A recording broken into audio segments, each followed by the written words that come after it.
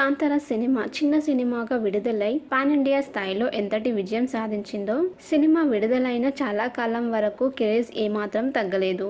ఆ సక్సెస్ ఉత్సాహంతో నటుడు, దర్శకుడు రిషబ్ శెట్టి కాంతార చాప్టర్ 1 పేరుతో మరో చిత్రాన్ని ప్రకటించిన సంగతి తెలిసిందే. ఇప్పుడు ప్రీక్వెల్ సిద్ధం చేస్తున్నారు. ఇటీవల ఈ చిత్రం సెట్స్ పైకి వెళ్ళింది. హొంబలే ఫిలిమ్స్ సంస్థ ఈ చిత్రాన్ని నిర్మిస్తుంది. భారీ గ్రాఫిక్స్ హంగులతో ఈ చిత్రాన్ని ముస్తాబు కానుందని దర్శకుడు ఓ సందర్భంలో చెప్పాడు. ఈ సినిమాకి ప్రముఖ హాలీవుడ్ విఎఫ్ఎక్స్ కంపెనీతో చిత్ర బృందం చేతులు కలిపిందని సమాచారం. దీని Chronicles of Narnia, the lion king, batsmen లాంటి విజయవంతమైన సినిమాలకి విజువల్ ఎఫెక్ట్స్ అందించిన ప్రీక్వెల్ కోసం పనిచేస్తున్నట్టు తెలుస్తుంది. ఇప్పటికే దానికి సంబంధించిన పనులు యుఎస్, యూకేలో జరుగుతున్నట్లుగా శాండిల్వుడ్ మీడియా చెబుతుంది.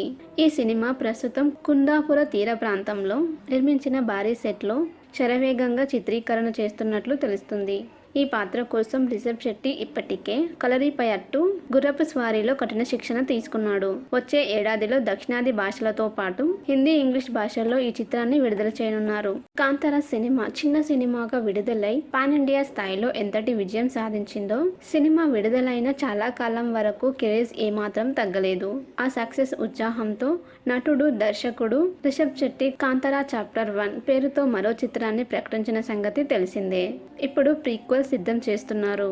ఇటీవల ఈ చిత్రం సెట్స్ పైకి వెళ్ళింది. హొంబలే ఫిలిమ్స్ సంస్థ ఈ చిత్రాన్ని నిర్మిస్తుంది. భారీ గ్రాఫిక్స్ హంగులతో ఈ చిత్రాన్ని ముస్తాబు కానుందని దర్శకుడు ఓ సందర్భంలో చెప్పాడు.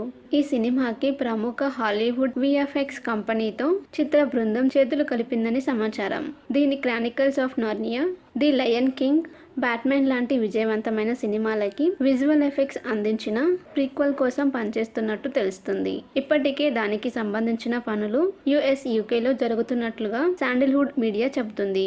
ఈ సినిమా ప్రస్తుతం కుందాపుర తీర ప్రాంతంలో నిర్మించిన భారీ సెట్లో శరవేగంగా చిత్రీకరణ చేస్తున్నట్లు తెలుస్తుంది.